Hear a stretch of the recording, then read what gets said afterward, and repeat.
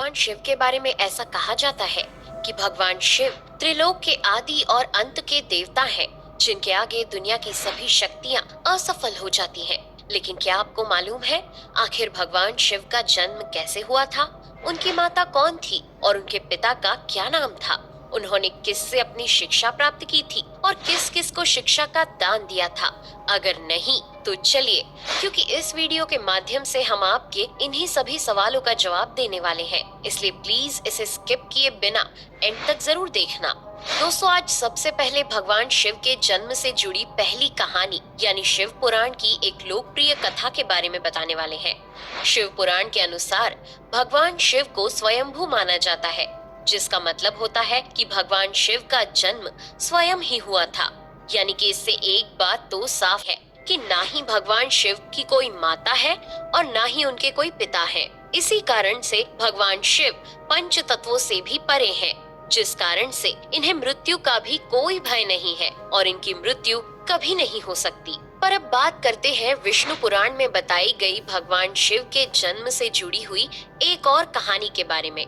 विष्णु पुराण में बताया गया है कि भगवान विष्णु के माथे से निकलने वाले तेज के कारण भगवान शिव की उत्पत्ति हुई थी और उनके नाभि से निकलते हुए तेज से कमल पर विराजमान ब्रह्मा जी का जन्म हुआ था। मगर दूसरी ओर भगवान विष्णु के जन्म के बारे में शिव पुराण में बताया गया है कि एक बार की बात है जब भगवान शिव अपने घुटने मल रहे थे और उनके घुटनों से निकलने वाले मैल से भगवान श्री विष्णु जी का जन्म हुआ था। पर अगर ऐसा हुआ है तो विष्णु पुराण और शिव पुराण एक दूसरे से बिल्कुल अलग हैं। इस कथा के अलावा भगवान शिव के जन्म की एक और पौराणिक कथा काफी ज्यादा पॉपुलर है, जिसे शायद आपने बड़े बुजुर्गों से सुना होगा।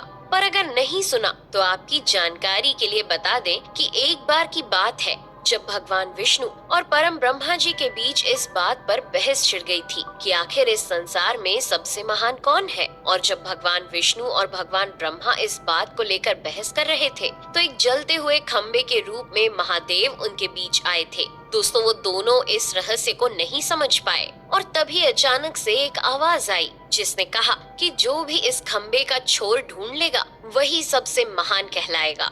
ऐसा सुनते ही ब्रह्मा जी ने एक पक्षी का रूप लिया और खंबे का ऊपरी हिस्सा ढूंढने निकल गए। वहीं विष्णु जी ने वराह का रूप धारण किया और खंबे का अंत ढूंढने निकल गए। बहुत देर तक खोजने के बाद भी दोनों में से किसी को भी खंबे का छोर नहीं मिला और दोनों हार मानकर वापस आ गए। जिसके बाद भगवान शिव अपने असली रूप में आए और फिर भगवान विष्णु और ब्रह्मा जी ने ये मान लिया कि महादेव ही सबसे महान और शक्तिशाली हैं। इनसे बड़ी शक्ति इस दुनिया में कोई नहीं है।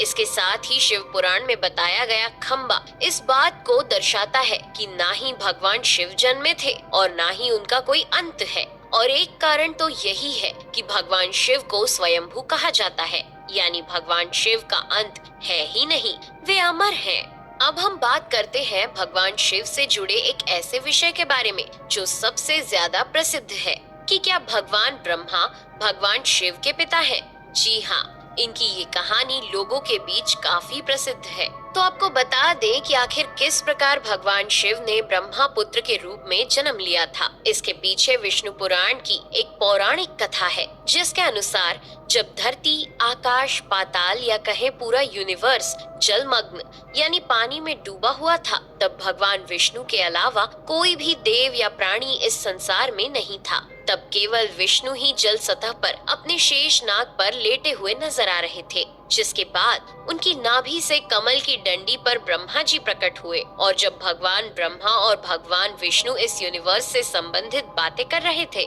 तब भगवान शिव प्रकट हुए, जिसके बाद ब्रह्मा ने उन्हें पहचानने से इनकार कर दिया। इस कारण से भगवान शिव रूठ गए और उनके रूठ जाने के कारण भगवान विष्णु ने उन्हें दिव्य दृष्टि प्रदान कर ब्रह्मा जी को भगवान शिव की याद दिलाई।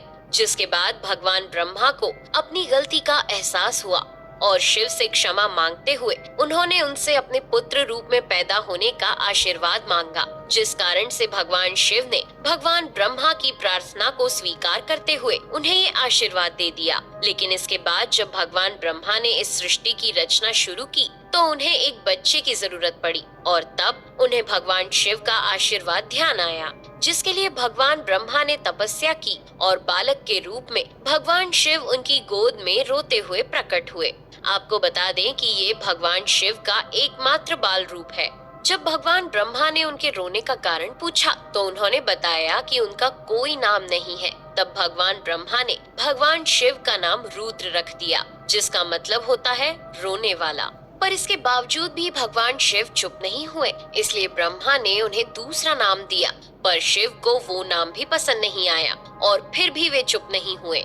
इस तरह शिव को चुप कराने के लिए भगवान ब्रह्मा ने भगवान शिव को 108 नाम दिए थे, जो रुद्र, शर्व, भाव, उग्र, भीम, पशुपति, ईशान और महादेव जैसे नाम थे। और शिव पुराण के अनुसार उनके ये नाम पृथ्वी पर लिखे गए थे।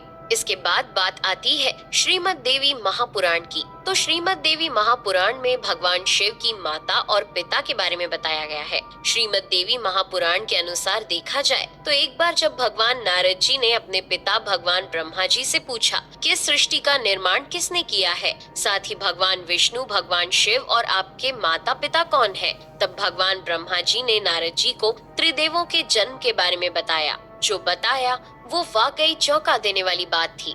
दरअसल उन्होंने कहा कि देवी दुर्गा और शिव स्वरूप ब्रह्मा के योग से ब्रह्मा, विष्णु और महेश का जन्म हुआ था। यानी प्रकृति का रूप लिए माँ दुर्गा ही हम तीनों की माता है और ब्रह्मा यानी काल सदाशिव हमारे पिता है। इसके साथ ही श्रीमद् देवी महापुराण में भी भगवान विष्णु और भगवान ब्रह्मा के बीच हुए झगड़े की एक कहानी मिलती है, जिसके अनुसार एक बार श्री ब्रह्मा जी और विष्णु जी में झगड़ा हुआ और दोनों में बहस छिड़ी हुई थी। तब भगवान ब्रह्मा ने कहा कि सृष्टि को मैंने बनाया है और मैं ही प्रजापिता हूँ, जिसके जवाब में भगवान विष्णु जी ने कहा कि मैं आपका पिता हूँ, क्योंकि आप मेरी नाभि से निकले हुए कमल से पैदा हुए हैं। और धीरे धीरे कर ये बहस बढ़ती गई। दोस्तों, इसके बाद इन दोनों का झगड़ा सुनकर सदाशिव वहाँ पहुँचे और उन्होंने कहा कि पुत्रों, मैंने ही तुमको इस संसार को बनाने और इसे संभालने के केवल 2 काम दिए हैं। इसी प्रकार मैंने शंकर और रुद्र को संहार और तिरोगति के कार्य दिए हैं। इसके साथ ही उन्होंने कहा कि मेरे 5 मुख हैं। एक मुख से अकार, दूसरे मुख से उकार, तीसरे मुख से मुकार, चौथे मुख से बिंदु और 5वें मुख से नाद यानी कि शब्द प्रकट हुए हैं। उन्हीं 5 को एक साथ मिलाकर देखा जाए तो एक अक्षर ओम बनता है, जिसे आज हम सभी भगवान शिव के मूल मंत्र के रूप से जानते हैं। इतना कहने के बाद भगवान ब्रह्मा और विष्णु दोनों ही समझ गए कि भगवान शिव से ज्यादा शक्तिशाली इस दुनिया में कुछ भी नहीं है और दोनों ने भगवान शिव को प्रणाम किया और चले गए। चलिए दोस्तों, अब जब आप भगवान शिव के बारे में इतना तो जान ही चुके हैं, तो क्या आपको पता है कि आखिर भगवान शिव ने किससे शिक्षा प्राप्त की थी और उनके गुरु कौन थे? हम जानते हैं शायद ही इसका जवाब आप में से किसी को पता होगा, पर जिन्हें नहीं पता उन्हें बता दें कि भगवान शिव स्वयं इस संसार के गुरु माने जाते हैं, जिन्होंने इस संसार में गुरु शिष्य की परंपरा की शुरुआत की थी। लेकिन अगर सवाल आता है कि आखिर भगवान शिव किसके गुरु थे, तो आपको जरूर जान लेना चाहिए कि हिंदू धर्म के ग्रंथ कहते हैं कि ब्रह्मा जी और शिव जी इस संसार के सबसे पहले गुरु हैं, जिन्होंने गुरु शिष्य के इस रिश्ते की शुरुआत की थी।